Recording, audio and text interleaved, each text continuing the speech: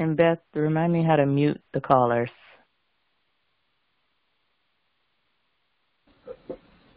Are you on the web panel, or what are you? Yeah, I think so. Okay, let me go back to the... Yeah, I haven't run it in a while. I'm sorry, I don't recall. I think I found it, but now I have to figure out how to get back to the screen. Stand by.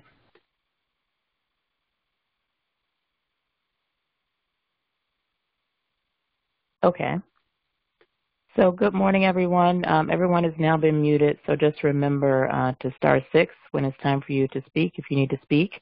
This is De-escalation. I'm in Brooklyn, and I have 2 sons who are 10 and 7. Welcome to our national call, our monthly call. Thank you all so much for joining. We have a very special guest speaker this week, but first we want to do a few preliminary things just to welcome you all to the call. First of all, we always like to start with an inspirational quote. And I believe, Kamari, can you read the inspirational quote?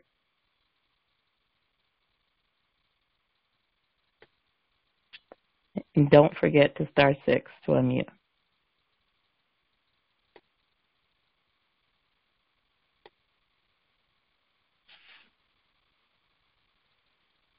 I'm very sorry. I'm not in front of my computer right now. I'm sorry, Kelsey. I didn't know.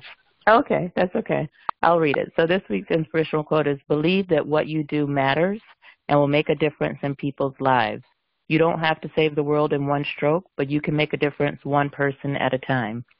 We don't know who wrote that quote, but it is very beautiful and fitting, especially for our work where we try to not only work on the big picture and impact, the greater society and policy, but really to be there for each other as a community, one person at a time.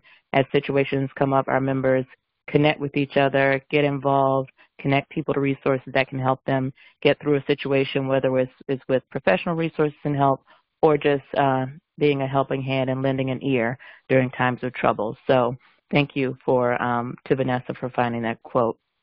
Next, I will tell you a little bit about the organization for those of you who may be joining the call for the first time. We have 2 organizations.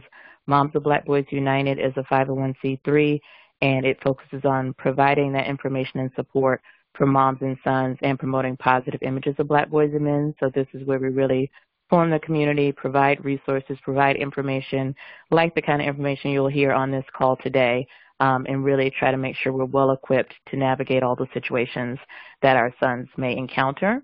Mob United for Social Change is our 501c4, and that's where we focus on the system, the bigger picture, fighting for policy change at the local, state, and federal level that impacts how our sons are treated by law enforcement, by educators, by all people in positions of authority who are running institutions and systems that impact their lives. So we're constantly looking at legislation that's being introduced.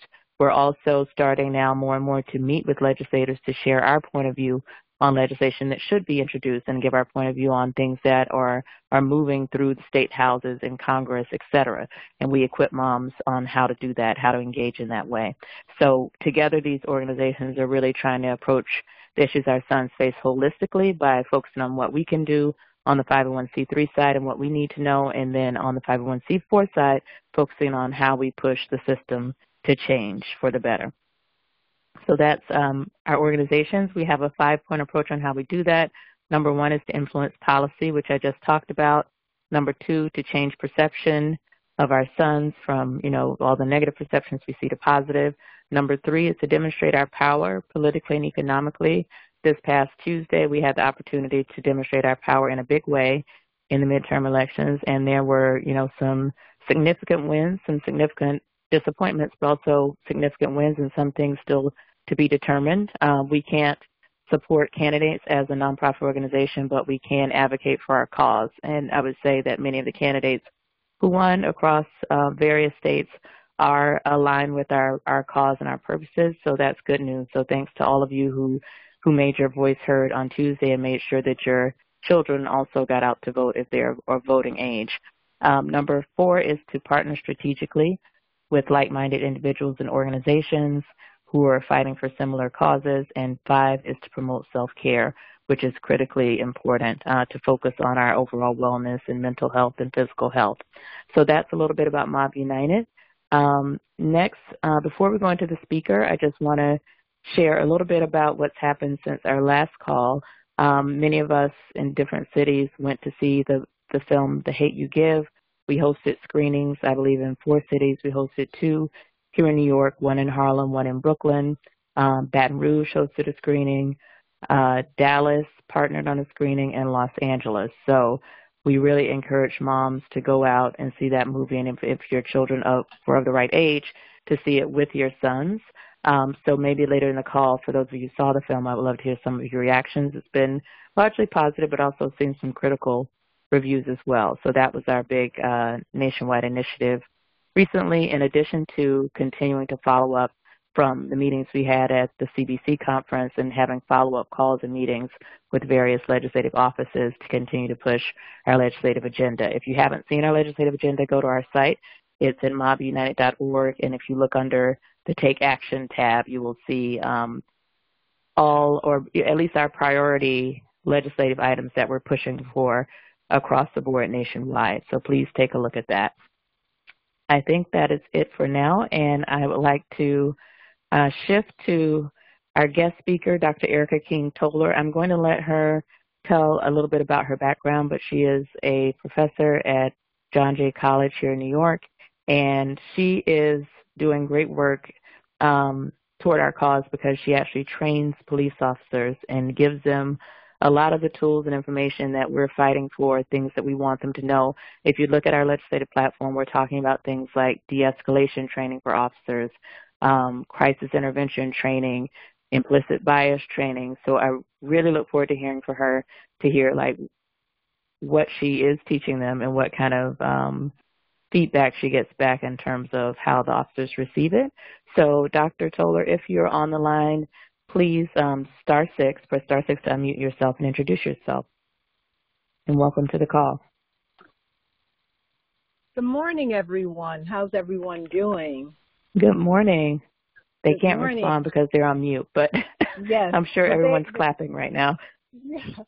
So first of all, I'd like to say thank you this morning for the opportunity to speak with moms about what's going on in regards to police training. I know lots of people have been seeing all kinds of, violence against, particularly those who have mental health issues. And so I think this morning I'll spend some time just going through my colleagues and I at John Jay College. I'm one of maybe 10 or 12 psychologists who've been involved over the last 10 years working with the NYPD, particularly new recruits, sergeants, lieutenants, ESU, which is Emergency Service Unit officers, to help them really gain insight into what happens and what symptoms people might have if they are experiencing a mental health crisis. So that's what we're going to be spending about, I guess, the next 45, 50 minutes, and then we'll open it up for questions. Does that sound good? Okay, yes, great. Sounds great. Thank you. And I'll run your slides. So just tell me when you need me to turn the page. Okay, so next slide.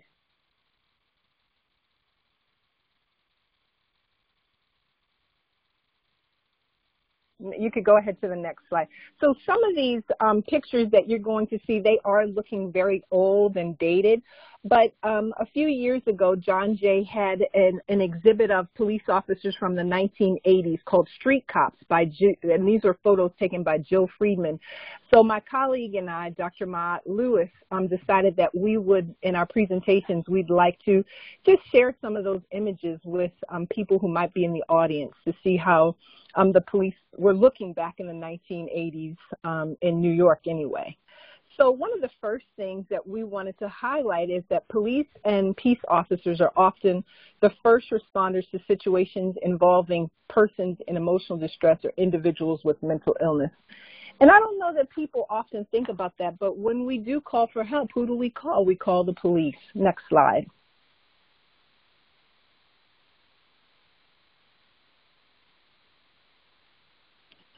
So police officers often encounter people exhibiting symptoms of mental illness in a wide variety of situations.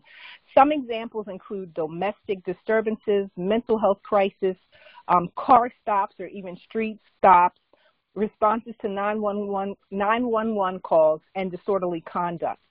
When officers arrive on their scene, their goal is to resolve the encounter, and they have several options for doing so.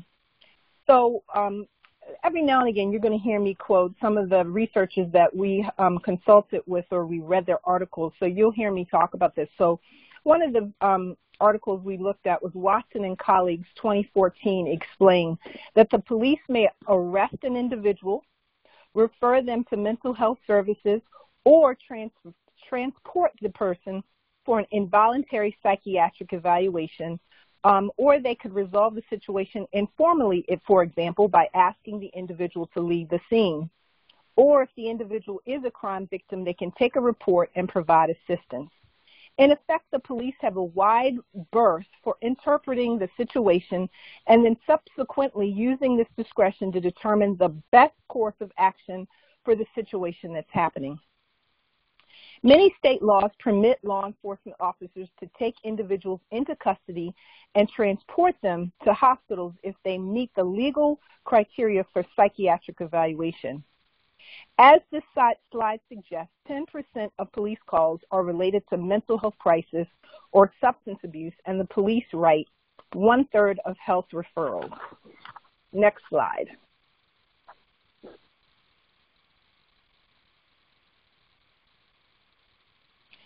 So on the part of law enforcement, misconceptions regarding levels of dangerousness, bias, and stigma about people with mental illness can and have attributed to decisions that can escalate to use of deadly force. Available reports indicate that as many as 375 of 500 people shot or killed by the police in the United States each year have a mental health disorder. In 2015, the Washington Post compiled statistics that indicated that a full quarter of police shootings were of people suffering from mental illness. And according to the FBI, or the Federal Bureau of Investigation, in 2015 alone, there were 1,710 law enforcement officers across the United States who were assaulted while trying to handle persons with mental illness, and 2 were even killed while doing so. And that was from Peters and Ure, 2017. Clearly, the threat to everyone's safety and well-being should be of concern. And it then stands to reason that the use of appropriate management techniques during emotional distress encounters will not only promote the safety of first responders and the general public, but would also decrease the likelihood of officers making inappropriate arrests of persons who actually require mental health treatment. And given that psychologists and other mental health professionals have specialized training and experience working with people who have mental disorders, involving these experts in the training of law enforcement officers may help to improve outcomes where people with mental illness and law enforcement intersect. They would be able to train officers on how to appropriately identify and respond to behaviors and emotional distress so as not to inaccurately deem the person dangerous or to criminalize their behaviors. And that's some of the work that we've been doing with officers at John Jay. Next slide.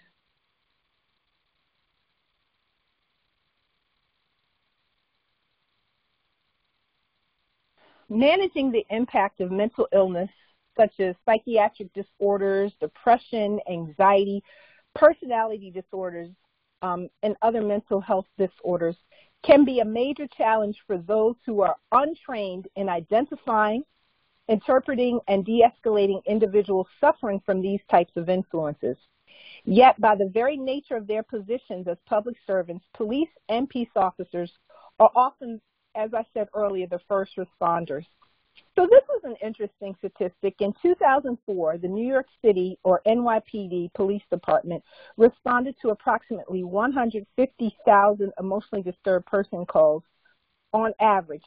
That's over 410 calls per day of this type. Another important factor to consider is that public perceptions of persons with mental illness often include stigma, intolerance, and miseducation, such as the common incorrect belief that mentally ill individuals are more prone to violence or to be violent, but they are more likely to demonstrate disrespectful or hostile behaviors that are correlated with an increased likelihood of arrest occurring.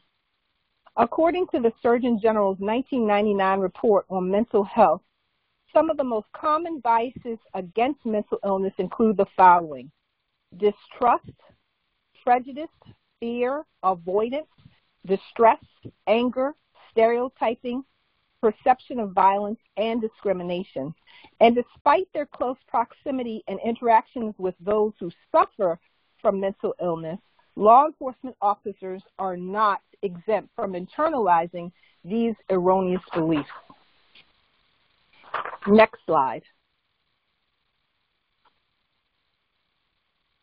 So, assisted outpatient treatment for certain persons with mental illness who, in view of their treatment history and present circumstances, are unlikely to survive safely in the community without supervision do exist. The law that we talk about when we refer to these are called Kendra's Law, and furthermore, it gives police special powers to address individuals who appear to be having mental health difficulties. As inpatient beds continue to dwindle and hospitals continue to close in states where there is no safety net for the mentally ill, this often means that people who are in crisis end up in the streets or in jails instead of in treatment facilities. The unfortunate reality of this situation now means that jails are no longer solely used for incarcerating criminal justice offenders. They are now also being used to warehouse people with mental illness. This development means that individuals with mental illness are now more likely to have consistent interactions with law enforcement, more so than they do with medical professionals or mental health professionals. Next slide.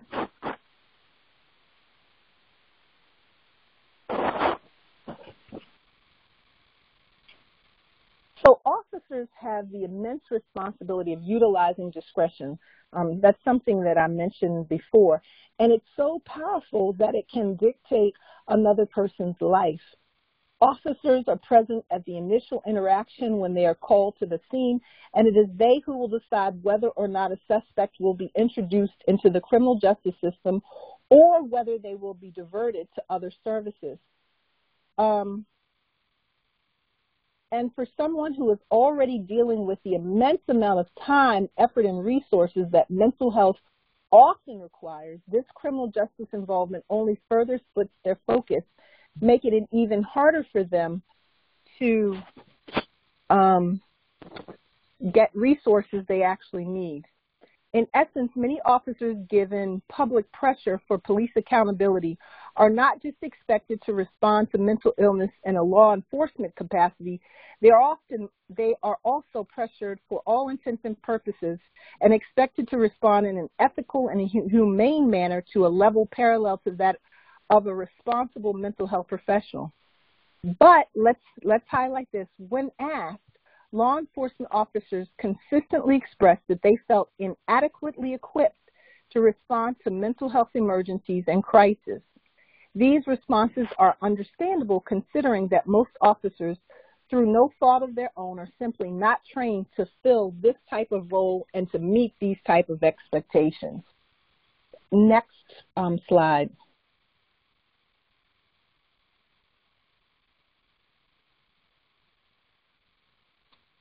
Research conducted by the Council of State Governments in 2002 and funded by the U.S. Department of Justice suggests that training efforts should not occur in isolation with law enforcement alone creating and implementing the training responses. They suggest initiatives that consider the needs of the local community and include the interest and expertise of a variety of stakeholders in order to create the most effective training for officers with persons in emotional distress. In fact, the average cadet training is foundationally grounded in the expectation of violence. So here are some statistics that are interesting. Cadets receive 60 hours of firearm usage and 51 hours of defensive tactics. Cadets spend only 8 hours learning how to calm situations without the use of force, and that's from Hayes 2017. Next slide.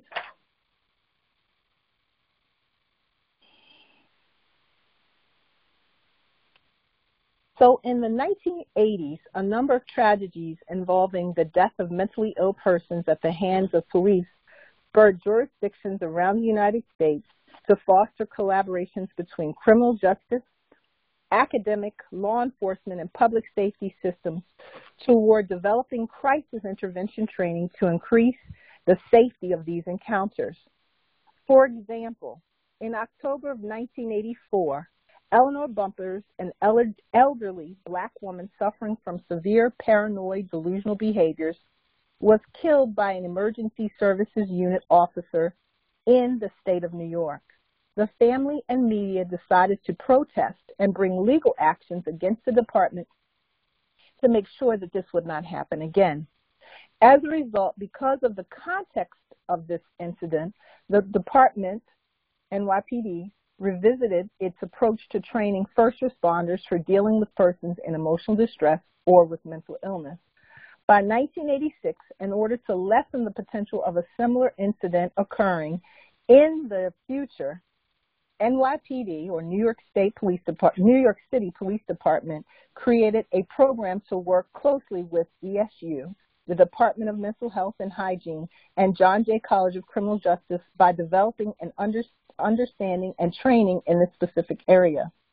This collaboration has evolved to provide mandatory training for police and peace officers in law enforcement agencies throughout the city, ranging in duration from 1 to 5 days in a certification titled Managing Situations Involving Emotionally Disturbed Persons. Another example of a tragedy sparking a movement in training occurred in Memphis, Tennessee in 1987. Police officers in Memphis, Tennessee fatally shot a suicidal person who was cutting himself with a knife. The individual approached the officers while holding the knife, and in defense, the officer shot him. There was an outcry from the general public after the shooting, and as a result, the National Alliance of Mental Illness, NAMI, saw fit to establish a partnership with the Memphis Police Department to develop training on how to identify and provide the most effective and compassionate response to situations involving people experiencing a mental health crisis. Next slide.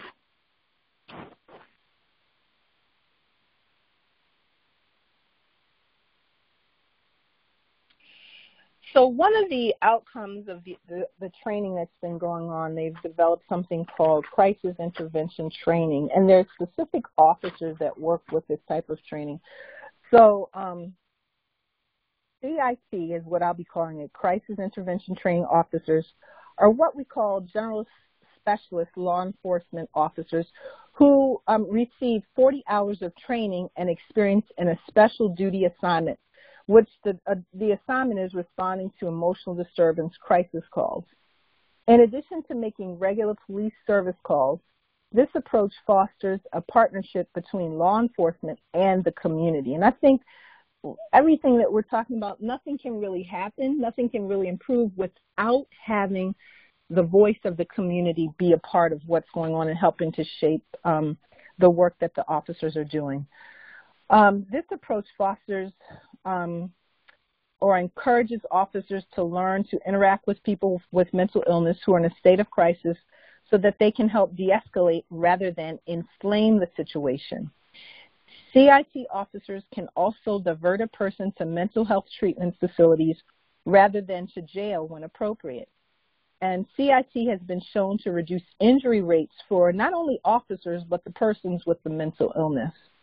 More cities such as Portland, Oregon, Albuquerque, New Mexico, Seattle, Washington, Houston, Texas, San Jose, California, Salt Lake City, Utah, and Akron, Ohio have seen the benefits of the Crisis Intervention Team program model.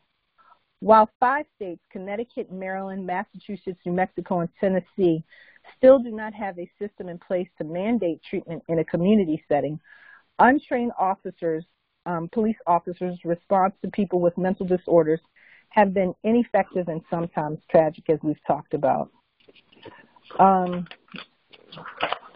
Next slide.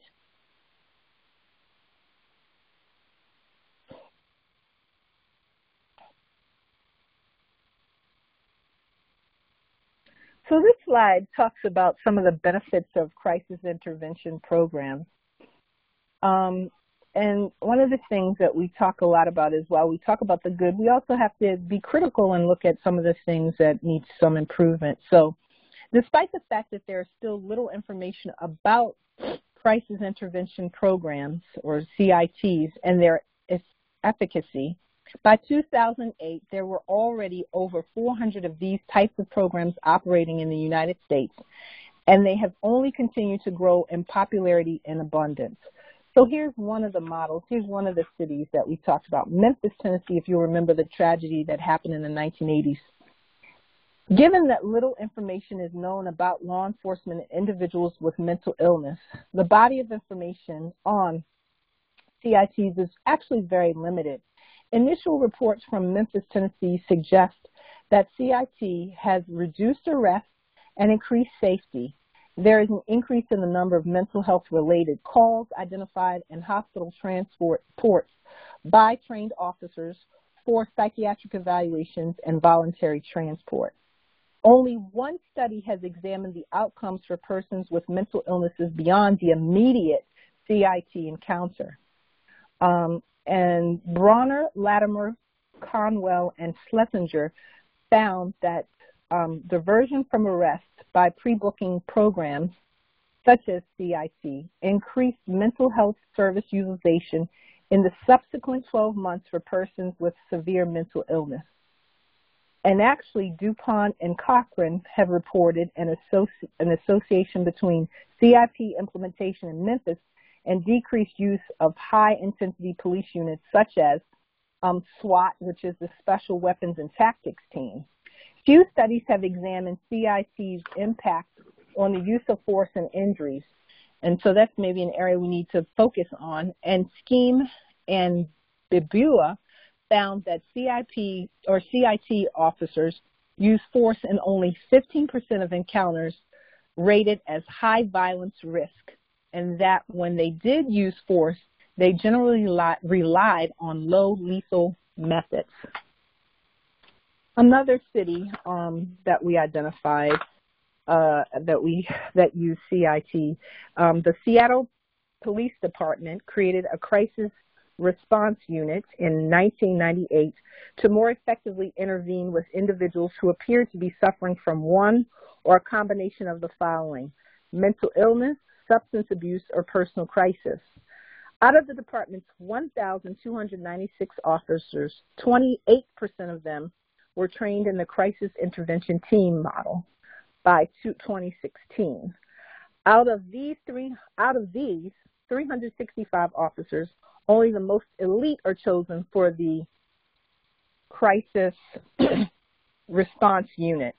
And that unit is notably different from other CITs because the officers in this unit are actually assigned full-time to work crisis intervention, and here's a key factor, they have to follow up.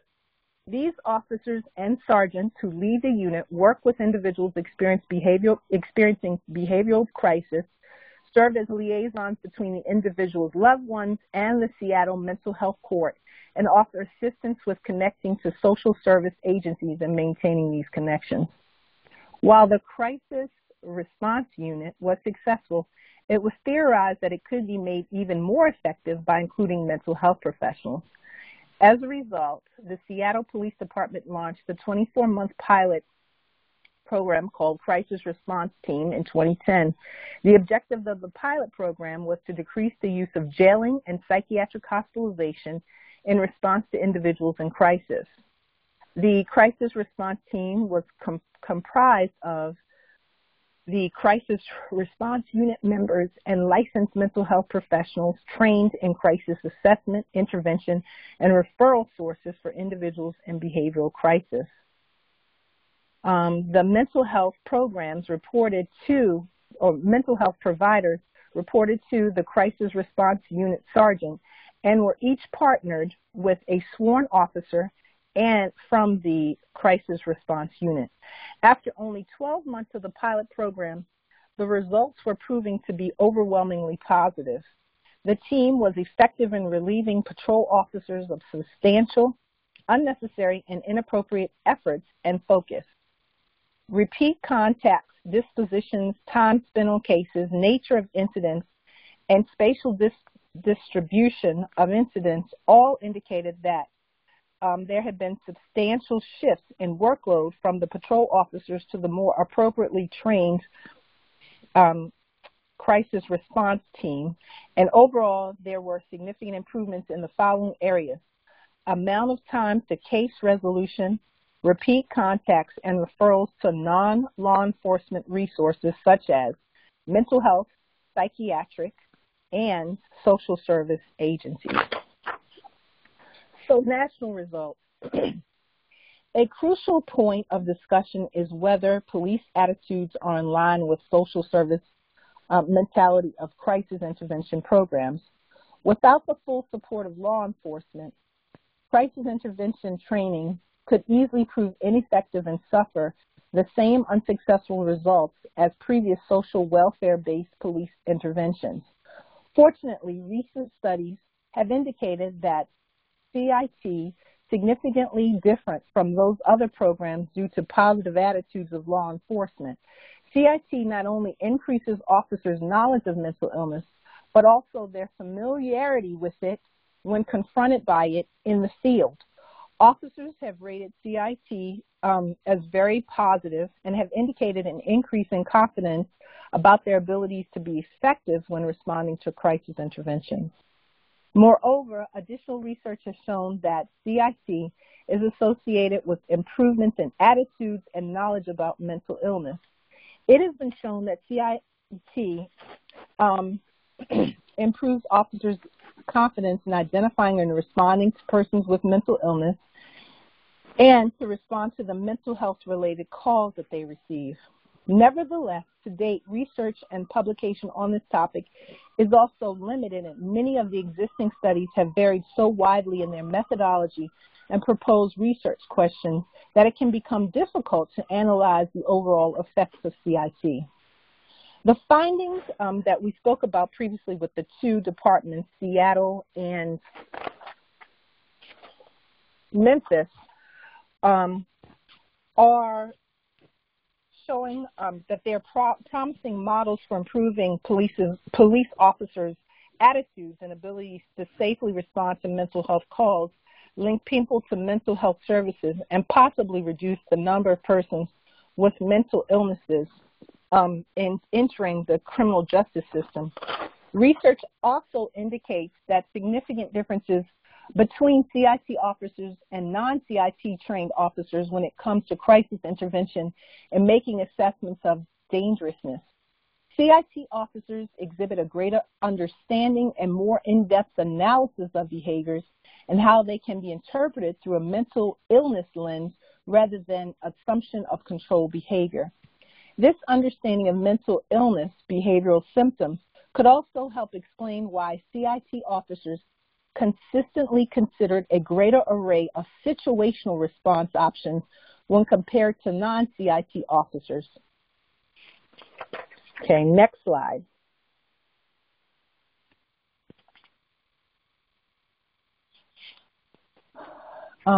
So some of the things that, remember I said we needed to be sure that we critique, while on one hand the officers are learning more about mental illness, some of the things we also need to consider that are going into is bias, the role of bias. While discussions, evaluations, and findings about the effectiveness of crisis intervention programs have been disseminated, little mention has been made of the need to examine factors that influence the level of discretion officers use. So remember at the beginning of the talk, I talked about the tremendous responsibility officers have to use discretion about how someone is going to be directed or jailed or what will happen to them. So the level of discretion officers use when interacting with suspects, particularly regarding bias and how it impacts officer discretion, notions that justice is blind and nothing but law and order should really matter, make it particularly challenging to introduce the politically volatile consideration of identity points such as race, gender, class, and culture into any discussion about mental illness and the police. However, given that police officers' discretion plays such a significant role in their work, it is crucial that consideration is given to all factors that influence officer discretion. And the notion of bias leading to police-led discrimination has been consistently and overwhelmingly supported by the research. So let's take a look at what does bias mean. Bias means that there is prejudice in favor of or against one thing, person, or group compared with another, usually in a way considered to be unfair. In effect, biases are thoughts, ideas, and beliefs that people hold which influence their opinions and decisions. Biases can hold an extraordinary amount of power over the decisions people make and how they choose to treat others, especially depending on the level of awareness and insight that people have about their own biases. Unfortunately, not all biases are obvious to the individuals holding them, and many individuals are not even aware that there are more than one type of bias. So I'm going to talk a little bit about the two types of bias that exist. So there's explicit bias, and I heard our host talking a little bit about that. So explicit biases are so named because humans are consciously aware of this type of bias. Explicit biases operate at the conscious level of human awareness, and they include the notions, beliefs, and stereotypes that the person voluntarily endorses. Implicit biases, on the other hand, operate in a much subtler fashion. Implicit biases are often so deeply ingrained in our cognitive processes that they are essentially invisible to people. Yet, even without being aware of them, humans are still very much influenced by these biases. In short, people are unaware of their implicit biases, and this lack of awareness is what can make implicit biases dangerous. Because even though people are unaware of these biases, their thoughts, behaviors, and decisions are nevertheless influenced by them. This sparked some crucial considerations related to law enforcement work. For instance, in what ways do explicit and implicit biases affect law enforcement response to suspects, particularly those who may be experiencing an emotional disturbance? What level of awareness do officers hold regarding their explicit and implicit biases, and for that matter, what level of awareness would officers need about their biases in order to provide a safe, informed, and equitable response to individuals in crisis? In effort to address some of the more common biases that the research supports as existing, I'll now turn my attention to look at some of those factors. So, for example, race. Many people of color express distrust of police considering the history and current state of the criminal justice bias and discrimination against communities of color. With 1 in 11 Black individuals and 1 in 27 Hispanic individuals being incarcerated, far higher rates than the 1 in 45 for white individuals. The continuing legacy of racism and racial discrimination in the United States has understandably influenced citizens' attitudes toward the police. For instance, Black and Hispanic individuals are more likely to express distrust of law enforcement, whereas white individuals are more likely to report trust and positive experiences with law enforcement. Research suggests that law enforcement officers have a history of prioritizing the suspect's race when determining even low-level offenses, such as when to make a traffic stop and conduct a vehicle search. These minor traffic infractions resulting in contact with law enforcement have been documented to escalate the situation and have frequently led to the use of deadly force, particularly for blacks. Furthermore, while seemingly innocuous for some, these same instances for visible racial ethnic minorities who have been previously harassed and bear witness to repeated police brutality, these situations potentially evoke symptoms of emotional distress and the reliance of officers on traditional methods of police training rather than falling back on culturally competent approaches to policing, which can further exacerbate the situation. Racialized trauma cannot be ignored, and in one study's representative sample of 5,189 Black Americans, 18% had experienced the trauma of incarceration, and a full one-third had been arrested at least once. Police officer awareness of racialized trauma can further hone their ability to offer improved discretion when mental health care rather than incarceration or deadly force is needed. It should be noted that a bias like this, that is to say one that includes individuals' physical appearance as being linked to their identity and assumed behavioral patterns, is so complex and ingrained that it is unlikely it would remain restricted or in one place to just one area of interpretation. It is also not surprising, then, that research has shown that the use of racial profiling is not restricted just to lower-level offenses like traffic violations. Citation, arrest, and even use of force are often directly influenced by law enforcement's response to a suspect's race, characteristics, and demeanor. Frank and Brown's 2006 study even found that the race of the officer as well as the race of the suspect can influence decisions to arrest. White officers are more likely to arrest suspects overall, but black suspects were more likely to be arrested if the officer was also black. So then there's another factor, perceived socioeconomic status and neighborhood context. Other research has indicated that suspects with certain characteristics such as male, seemingly intoxicated, and seemingly mentally ill are more likely to exhibit resistant behaviors that are perceived by police as disrespectful.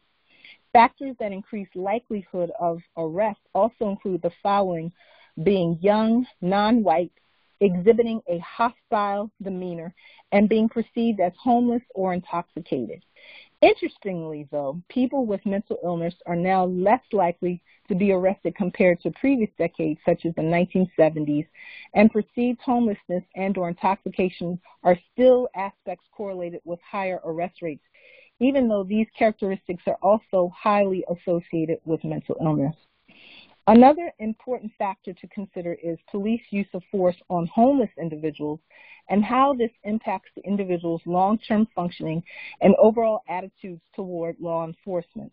One study found that even the use of handcuffs, a fairly low level of force, can have a significant impact on a homeless individual. For homeless individuals who were arrested and put in handcuffs, with handcuffs being the determining variable, they reported feeling disrespected by the police and also reported a significant drop in trust towards law enforcement. Research has found that neighborhood context can affect an officer's decision and behaviors, which is not surprising given that neighborhoods are a manifestation of socioeconomic status. When comparing lower status neighborhoods with higher status neighborhoods, police were 3 times more likely to arrest and use force in lower status neighborhoods. Interestingly enough, in these neighborhoods, police are more likely to attribute suspicious or concerning behaviors to alcohol and drugs, whereas in higher status neighborhoods, police are more likely to attribute concerning behaviors to mental illness. Unfortunately, lower status neighborhood residents already experience negative mental health outcomes because of disadvantages related to stigmatized racial composition, language barriers, and household crowding. Furthermore, research on the interplay of police interpretation of mental illness within neighborhood contexts is sparse at best, as one study concernedly noted. So here's a quote from one of the research studies.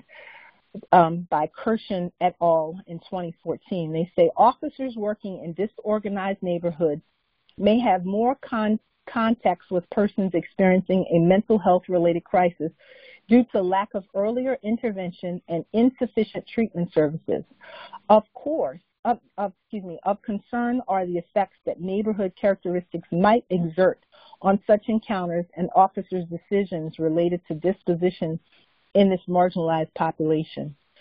Concern remains about how the interplay of a suspect's demographic characteristics, especially if they are symptomatic, especially if they have mental illness, within certain neighborhoods are judged by law enforcement.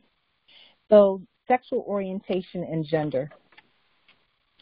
Another factor of identity often pathologized by law enforcement is gender nonconformity, especially in the case of young women who are referred to inpatient treatment far more often than their male counterparts.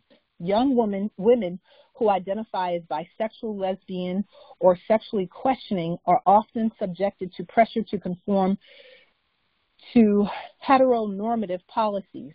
Court records show that negative interpretations and assessments of these young women frequently occur, and that their sexual orientation and gender identity are perceived as character flaws. Once these young people are introduced into the system, they often suffer from extensive homophobia, pressure to conform, and the stress of staff members who assume heterosexuality to be the default sexual orientation of all youth they work with. Research also consistently states that lesbian and gay police officers continue to experience concerns and worries around being open about their sexual orientation in the workplace. They believe they will face repercussions and discrimination from their fellow officers. For those officers who do come out about their sexual orientation, they frequently report subsequent discrimination in the workplace. Considering how law enforcement with homophobic attitudes treat their own fellow officers, it should be of great concern how the officers are treating suspects they deem to be anything other than heterosexual and cisgendered. Next slide.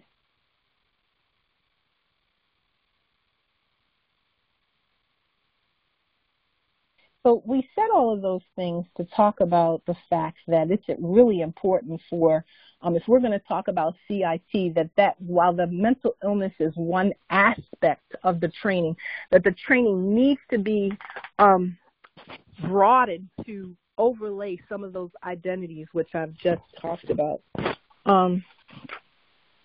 So before I go on to the role of the psychologist, I wanted to talk about just the trauma of previous arrest and incarceration before I go into this. So significantly, as trauma exposure increases, so does the likelihood of involvement with the criminal justice system. The diagnosis of post-traumatic stress has also been associated with a higher likelihood of incarceration. And given that involvement in the criminal justice system often qualifies as traumatic in and of itself, the trauma of arrest and incarceration could certainly contribute to trauma-associated psychopathology, which could be interpreted as disrespect or noncompliance by law enforcement officers, who might then choose a punitive response over an alternative solution. If the initial trauma exposure of arrest and/or incarceration significantly impacts the individual's likelihood of future arrest and incarceration, it becomes even more important for law enforcement to be aware of their discretionary power. So let's go on to the next slide, which is the contributions of psychologists. How can, don't change it just yet, hold on. How can psychologists help? So psychologists as stakeholders in efforts to train, go back to the last slide. So persons with mental illness provide a unique opportunity for clinicians to model the phenomena of managing one's emotions in the moment when critical decisions can impact whether the situation with an individual experiencing emotional distress escalates or de-escalates. And that's a lot of the work that we do with, or have done in the past with the NYPD officers, really modeling for them how to de-escalate. What are some of those things that you need to do?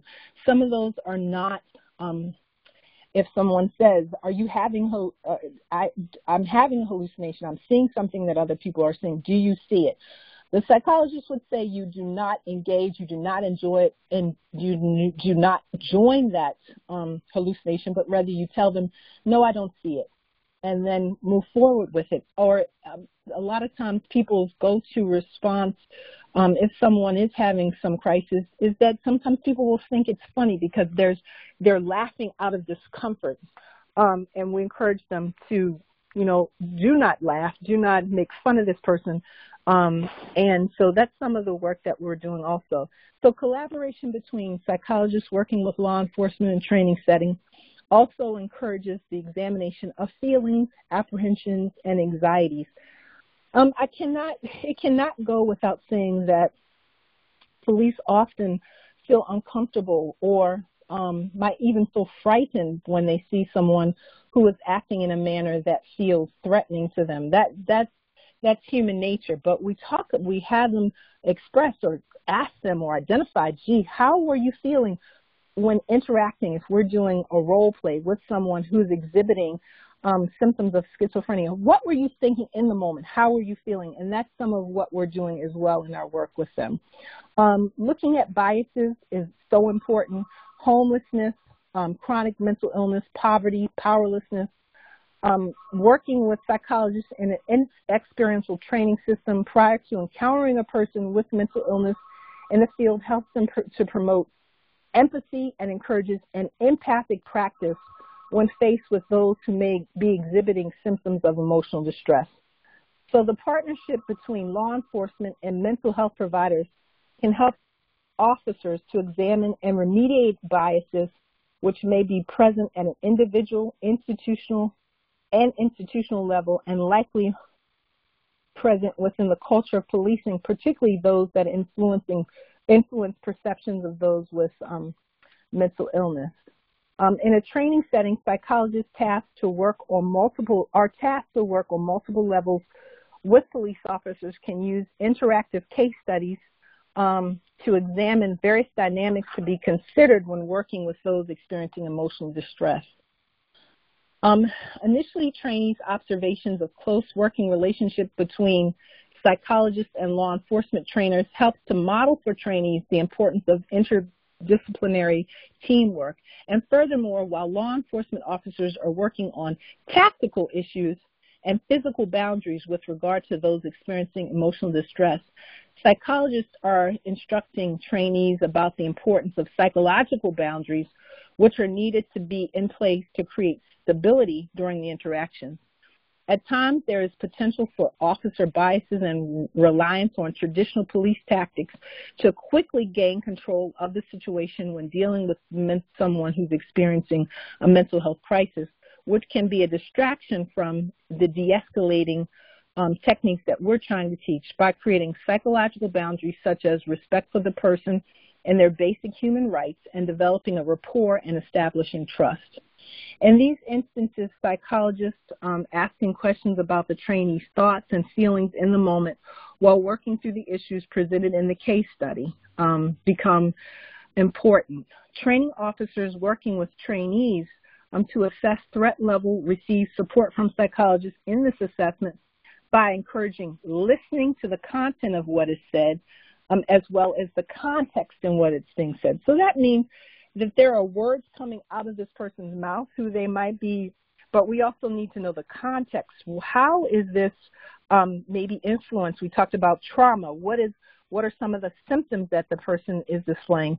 And really paying close attention to all that's going on in the exchange between, or in the case study between the trainee and the trainers.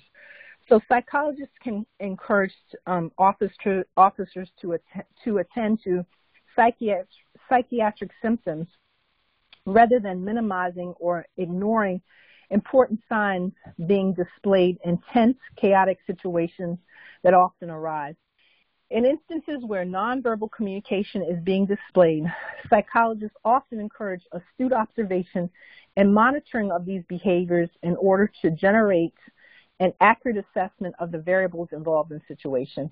So when biases and assumptions are present, psychologists have the ability to identify, push back, and challenge these assumptions to improve outcomes of these situations, highlighting sometimes we might have to speak up about social, political, historical, and unconscious motivations that may be operating while working on a particular scenario or a case study.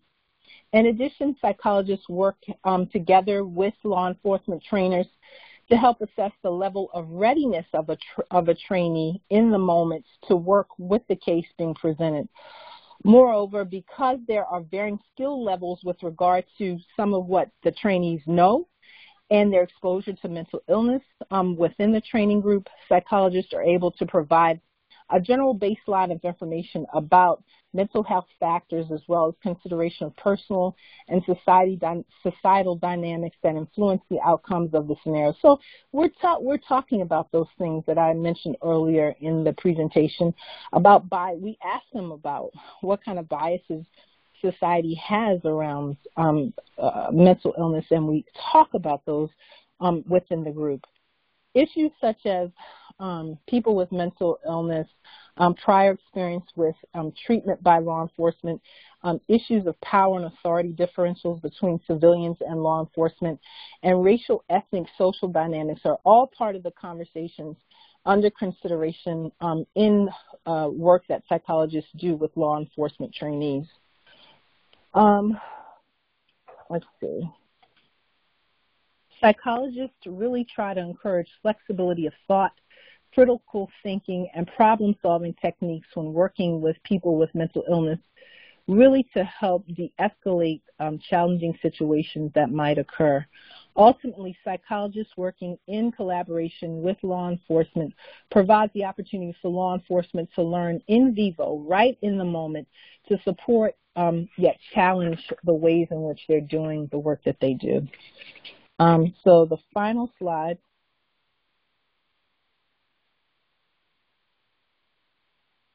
talks about recommendations. What can we do? So we talk about many people unaware of how long-standing biases and long-held and often long-held prejudices are often nurtured and passed on from generation to generation, influence thoughts and feelings toward the world and the people in it. In fact, many individuals feel shame, guilt, and rage when they begin to consider that they may uphold unpopular or disconcerting beliefs about groups of people and individuals from a group. And I would venture to say that, police are not exempt from this because they live in the culture with us. They're a part of it and they grow up in it. So as a result, people often become defensive when the suggestion is made that bias is present, and this defensiveness then results effectively in discontinuing the conversation and any opportunity for analysis. Denying the existence of bias provides no opportunity for understanding or challenging it, and thus no opportunity for changing the harmful beliefs and behaviors that are rooted in bias. If an individual's reactions and behaviors towards others are being influenced in a negative fashion by bias they haven't yet recognized, these biases then become dangerous.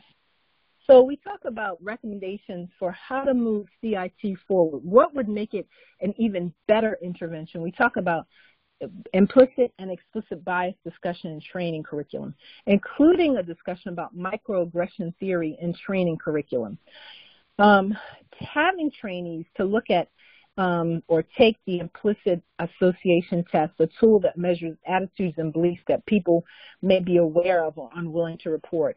Opportunities for psychologists to support law enforcement in the exploration of aspects of their own identities. How do law enforcement see themselves as racial, gendered, ethnic beings? I think that that's important for them to study as well. Gender identity, considering possible biases against gender non-conforming individuals. Sexual orientation, looking at possible biases against individuals who do not identify as heterosexual. We didn't spend much time with this, but there are also religious orientation biases, possible biases against individuals whose religious beliefs differ from Christian or Protestant worldviews. There's also biases against people who do not speak English or who do not have the same level of proficiency as a native English speaker. Possible biases against non-white individuals. Citizenship status, possible biases against immigrants and or undocumented individuals. Socioeconomic status biases, possible biases against people who appear poor or homeless. May not necessarily be that case, but they look that way.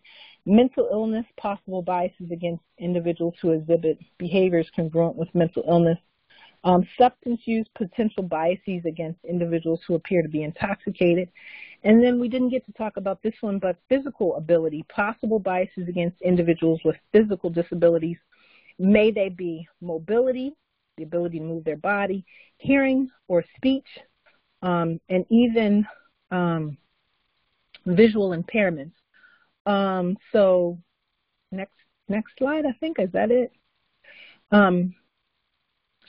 So I think that we have talked a lot about, we started our talk talking about the police and mental illness and what we're trying to do, but then we expand the talk by critiquing it and encouraging some expanding boundaries about what police officers need to do in order to be successful and to help to alleviate the brutality and the needless violence that we're seeing. So thank you, and I'll open the floor up for questions. Thank you so much, Dr. Toller. That was chock full of great, rich information, and I'm sure there are questions. I want to turn it over to Vanessa McCullers first, who I believe wants to introduce a mom who wants to share her story related to some of the things that you shared. Mm-hmm. Vanessa? Good morning, ladies. I wanted to introduce one of our callers this morning. Her name is Danielle Brown. I've had the pleasure, under unfortunate circumstances, to meet Danielle via phone. She is actually one of our mobs. She's been in our group since July 11th of 2016. And last month, Danielle tragically lost her son when he, died in an accident. I'd like Danielle to share more about what has happened in her life and how we can talk a little bit about how de-escalation may have changed the situation. Danielle, if you're on, please press star 6 before speaking. Star 6. Hi. Good morning, everybody. Good morning, Danielle. Good morning. Thank you. Thank you so much for having this phone conference. It was very enlightening to me. It was very hard to hear because just listening to it, so many things went wrong in my son's situation, and it's evident from the data that has been presented here.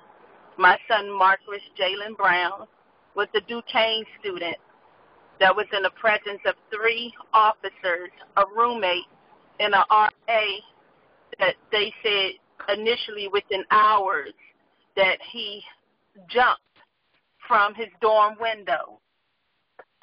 Without any investigation, they released a statement and said that my son jumped and they do not suspect foul play. They also stated that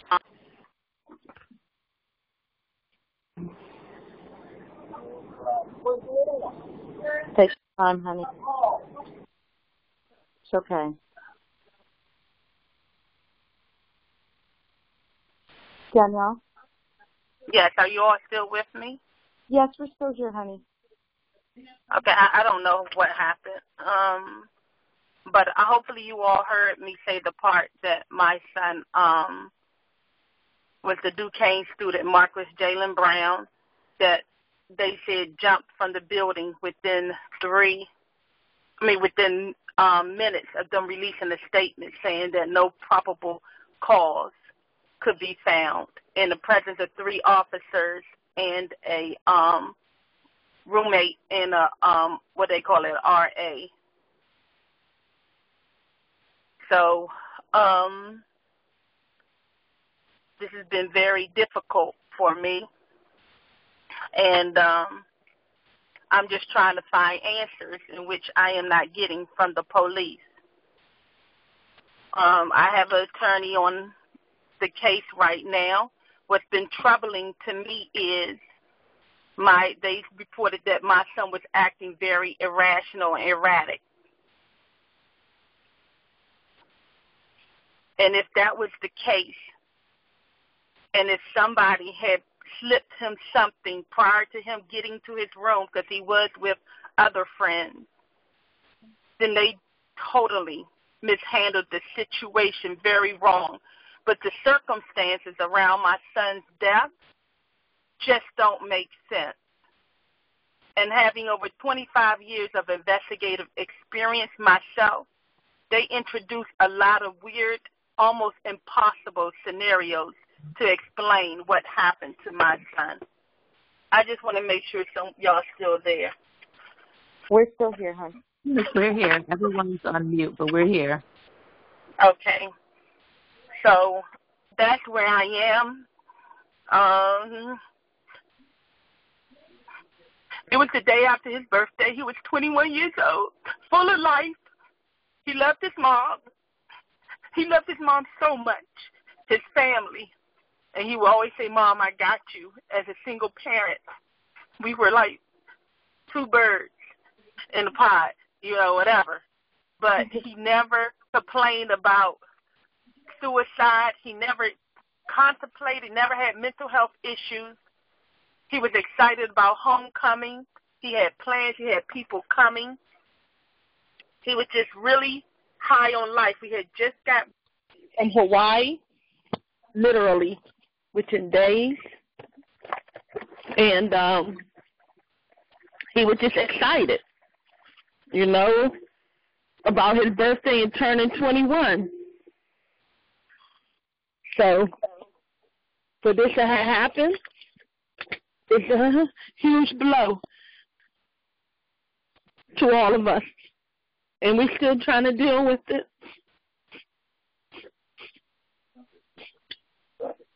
He leaves behind a grandmother and a brother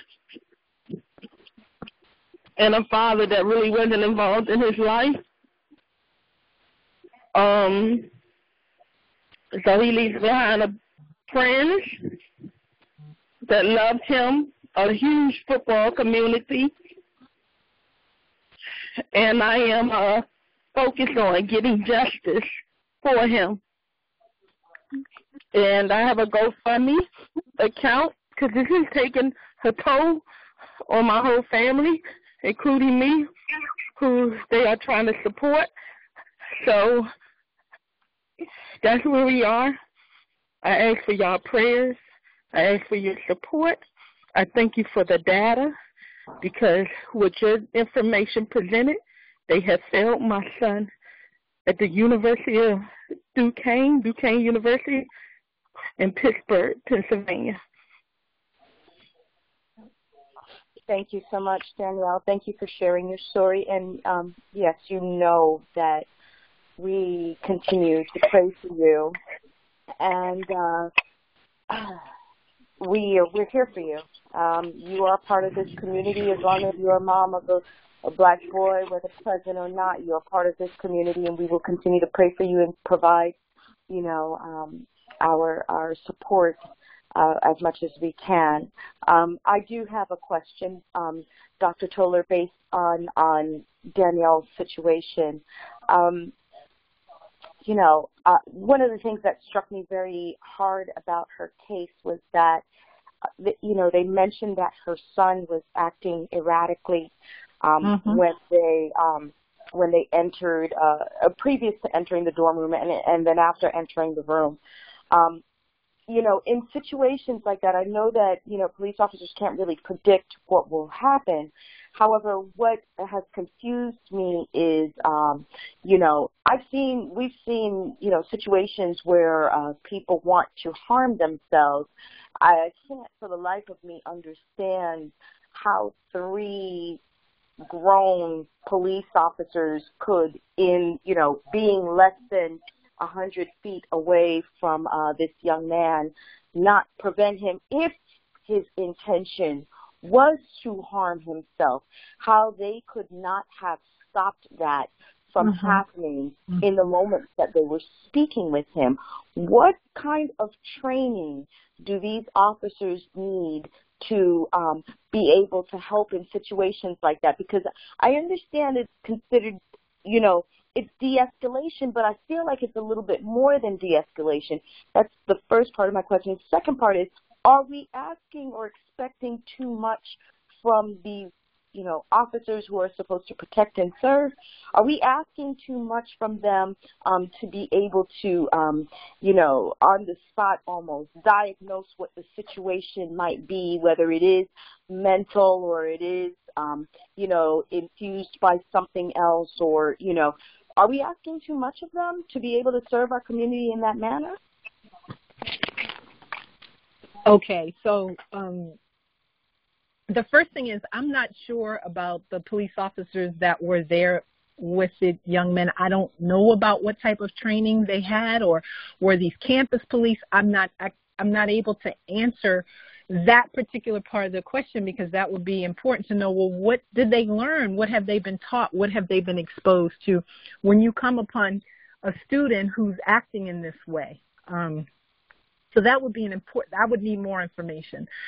The second part that you're asking is an interesting question about, are we asking too much of people who are entrusted with weapons to be knowledgeable about mental illness?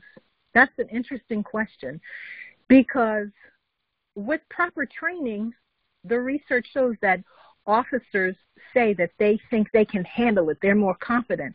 But what we realized, someone wrote in about what percentage of police officers need to receive the training for us to see the benefits. I believe 100% of all officers need to have the training. But the other part of the training is, with all things, we can't train the officer one time and then expect he's going to remember it and go forward and act accordingly in the community.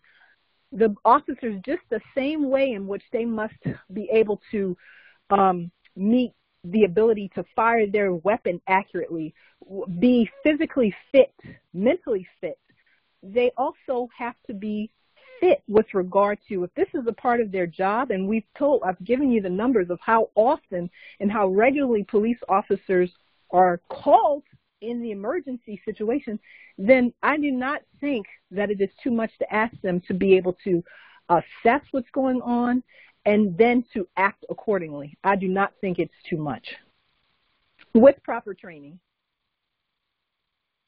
Thank you. Thank you for answering that. Danielle, again. I have a question. I'm sorry. Go ahead. I'm sorry. I just had a follow-up question to yours. And thank you so much, Danielle, for sharing your story. I know that's not easy to do, and as Vanessa said, we are praying for you and here for you. Dr. Toll, I wanted to ask a follow-up to Vanessa's question.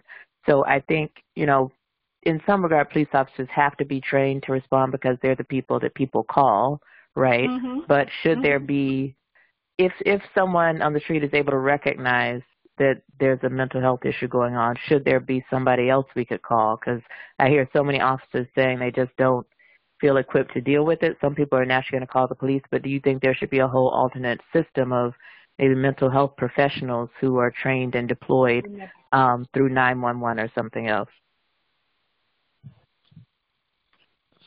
That's an interesting question as well. Should mental health providers, because we do need that balance between those who, if there is a weapon or something going on, we do need the police to assist us. So is there that officers who could be specially trained with mental illness, but also have the tactical awareness that if something needs to happen, then they, with regard to public safety, But it would be interesting to explore that, whether or not we just need a whole new system of people who are ready, able, and willing to go out if the call comes that there's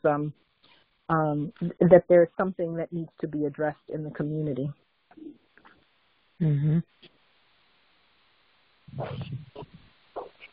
I guess my question would be, well, why would they not, if the 911 is to the universities, for instance, why would a mental health or somebody of that nature, from what I understand, this interaction went on for quite a while in that room. Wow. And, again, it's strange how he got from the interaction with the officers to plunging 16 floors, Right. 16 stories to his death. And was anyone from the counseling center called? And they report using a chair to hit the window, putting the chair back down to then exit out the window. Just weird. It just doesn't make sense. And why would the school, when they 911, not have it filtered and have a professional right there on staff to go to the scene? I won't interrupt again. I was going to ask, was anyone from the counseling center called to help with the situation and to intervene, to your knowledge?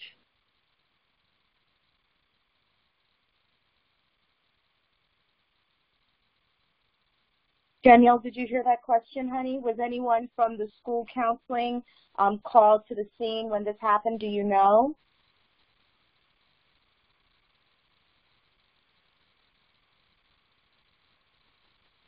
Sounds like she may have, we may have dropped her. Is everybody else on? Can you hear me? I can hear you. Okay. I can hear you.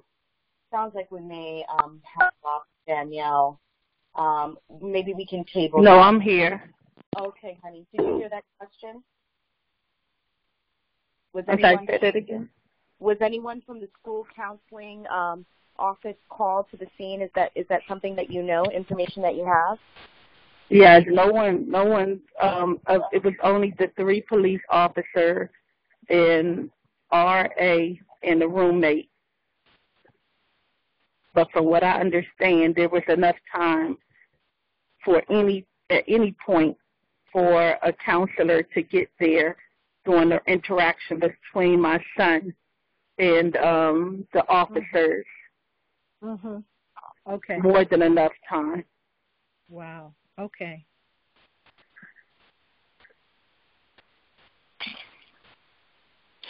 I have something that I would like to say. My name is Monteria Robinson, and we see it played out every day, where police-involved shootings, whether they have a mental illness or not, they're still killing our black men, and then they come up with their own false narrative put out in the community for us to believe. And if you ask me, no, we don't trust the police.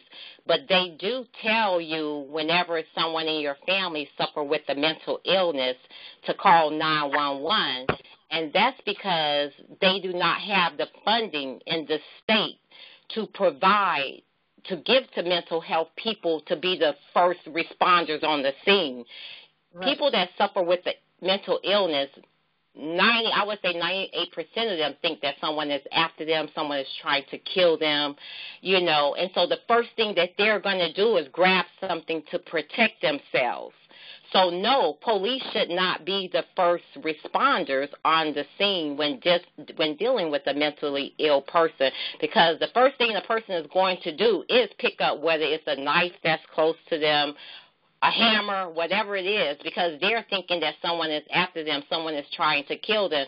And a police officer's job, not job, but when they approach us as African Americans, the first thing that they're going to do is take out their guns and kill us, not take out their tasers, not try to de-escalate the situations. And with that being said, we as a community, we do not trust them. We try to, I think it's best that we find other alternatives to, as opposed to calling police as the first responders, because, because think about it, when I was growing up, there was always someone in your family that was, oh, that's just crazy uncle such and such, and we as a family, we just dealt with it, but no one, we never called the police. We always handled the issue, within our own homes. But now that mental illness, it affects so many now, it's like, what do we do? Like now, what do we do? It's like we know not to call the police because we, as African Americans, we see them killing our kids every single day, and then they create their own false narrative to put out to the media. Yeah, particularly in situations like that. You're right, Monteria. And that's actually how I got to find Dr. Toller. I saw a report on her where she was speaking on a case actually out here in California where a father had called the police to help him in a situation where his son had begun behaving erratically, and his son ended up dead at the end of that situation. And the father said, had I known better, I didn't call the police for them to kill my son. Right. Yeah, I agree with everything you were saying, Monteria. And thank you so much for joining the call, too. Monteria shared her story on a previous call. Yeah. But I agree. I mean, I have a son with autism who sometimes has meltdowns, and he's small now, but as he gets bigger, it could become more threatening. And I've already decided I'm not calling the police no matter what. Right. I'm just not. Like, this is a really grim statement, but I'd rather have him kill me than have the police kill him. Right. Mm. Who do we call? I don't know. That's why we're working on it. Right? So we only have a few more minutes. I want to give Dr. Toller the opportunity for any closing comments, and then we're going to have a prayer. One thing that we have not mentioned is that we have quite a few moms in Southern California. There was a shooting there earlier this week. Now they're dealing with the wildfires.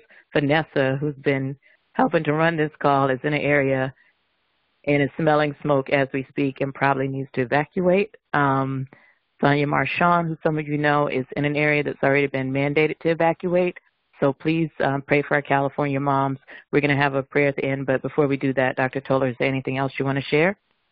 The only other thing is that there are a few things. One is that I would never want it to come down to you have to making a choice between your son's life and your life. So we really have to continue to work on, agitate, and advocate to make some change in this area.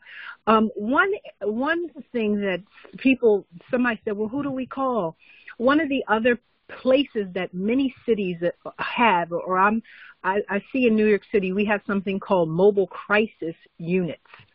Mobile crisis are affiliated with hospitals, and you can sometimes find them. They're mental health units that will come to a home if someone is having a mental health crisis rather than calling the police. And often those units include a psychiatrist who might be on that unit, a social worker, a psychologist who can come and assess what is going on in that home, and make some recommendations. Sometimes the psychiatrist can give medications or prescribe medications. So, in desperate situations, see if there's a mobile crisis unit in your community that you can call and rely upon. But the funding for mental illness is dwindling to really support families. It becomes overwhelming, draining, when you have no relief from having to day in and day out interactions with someone who is experiencing symptoms of, like your previous caller, paranoia, or having hallucinations where they're seeing or hearing things. So that was one option that I just wanted to offer. That maybe if people are really, concerned, that they can call the mobile crisis unit. Thank you so much. And I'm going to follow up with you to learn more about what all is happening in New York with officers and what's available. Okay. Thank you so much for your time today. Thank you so much. So in closing, we want to let you know about our next speaker, and then I will turn it over to Chris for a closing prayer. Vanessa, do you want to let everyone know about the next speaker? Yes, next month, again on the second Saturday. I know you all know, but I'm just reminding us on the second Saturday of December, which I believe is, I'm just going to get the date for you guys really quickly, December 8th.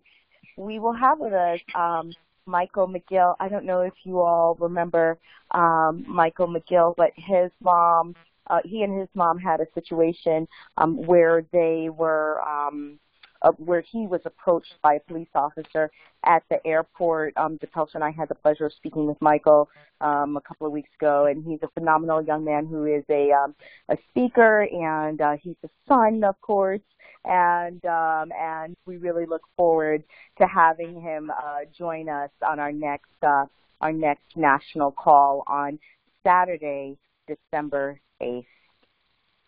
And professionally, he works in education, I believe, right?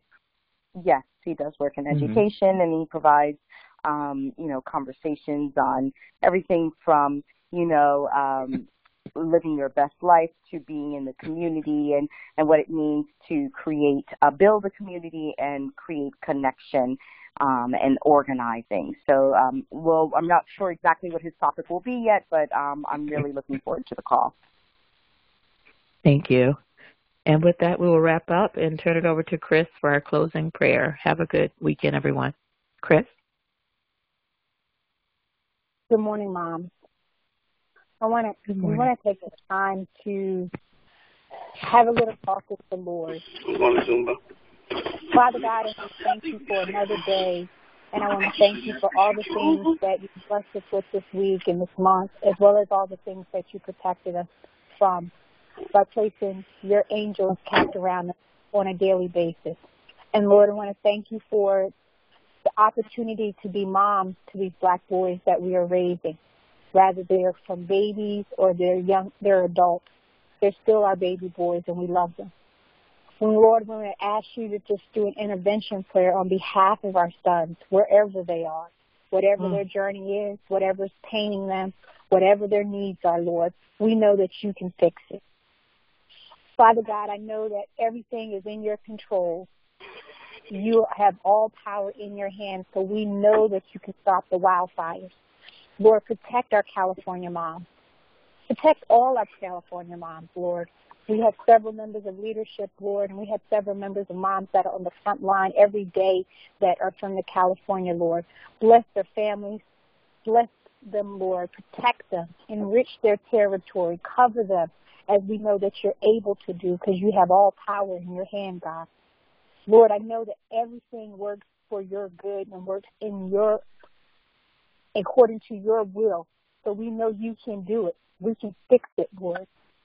Lord, I know we are not worthy and undeserving to ask you of anything, but God, we ask you to give us a clean heart, forgive us of any of our sins and transgressions, and hear our prayers, Lord, as we reach our arms out to protect and ask you to protect our California moms. And one thing, Lord, I know that you are able to do it, as today's scripture noted. Now, faith is assurance of things hoped for and conviction of things not seen. We have not seen you shut down the fires in California, but we know you're able, God. We know that you're a faithful God. We know you are a merciful God. And we know that you're a God that extends grace. We know that you are able, God. So I ask you to protect the moms. And Lord, I ask you to also intervene on behalf of our mom that was our guest speaker and shared her story. We all saw the headlines, Lord. We all heard her cries. We all felt her pain as she shared her story with us, Lord, because we know that it may be her son today. It could be our son tomorrow, but we know the power, fierce prayers of mother. A crying mother came to you several times. Ooh, Jesus. A crying mother came to you several times throughout the Bible and asked you to save and protect and provide for her child. And we know you can do it, Lord. He will not be forgetting. His life will not have been lost in vain, God. We know that you can do it. We know that you can bring clarity to the investigation. We know that you can pull down any strongholds that are covering and blocking the investigation of getting the truth so that her son can lay in peace. We need the truth, Lord. We need answers for this mother. We need you, Lord, to touch her. We need to know, let her know that you have not forsaken her, Lord, and that her prayers and cries at night has not fell on deaf ears. And we need to continue to strengthen us as an organization, to strengthen the Telstra, to strengthen all the city leads, Lord, so that we can continue to strengthen the call center, Lord, strengthen Carla, strengthen Vivian, strengthen all the moms that are on the front line, Lord, so that we can continue to raise our voice to activate and to advocate on this mom's behalf who's lost her son. And I'm saying she lost her son, Lord. I am not claiming suicide. I'm not claiming anything that is not of you, God. We know that you can provide answer in this situation. And finally, God, I know that, like you say, things have not seen as it should. That means it's a sign of faith. Lord, this month stands in the line of adoption month, which is many moms who saw and answered your call and took the lead, Lord, to extend the love. As they say, you may not have been a birth mom, but God made you a mom. He saw fit to send you your son. So this month, I ask you to strengthen those moms, all the adoption moms, to remind them of the love and the blessings that you made possible. And Lord, let them know that they're doing your work and that they are basically going to see the rewards of the love and the sacrifice they made every day to open up their hearts to a son. And Lord, I just wanted to thank you for this organization. I want to thank you for all these moms. I don't know what their pains are. I don't know what their needs are, but you know that, Lord. Answer their prayers today. Let them know. Give them a sign today. I'm asking you to give them a sign today that you hear them and that they will have power with you in charge and that you are still in charge, God. So today, I pray for the California moms. I pray for our guest speaker to continue to do her work, Lord, and educate others. And I pray for the mom who just wants some answers, Lord, who just wants some answers on what happened to her baby. And, Lord, continue to guide us on where you would like us to go. I ask these things in Jesus' name, and we pray as the organization of moms of Black Boys United. Amen.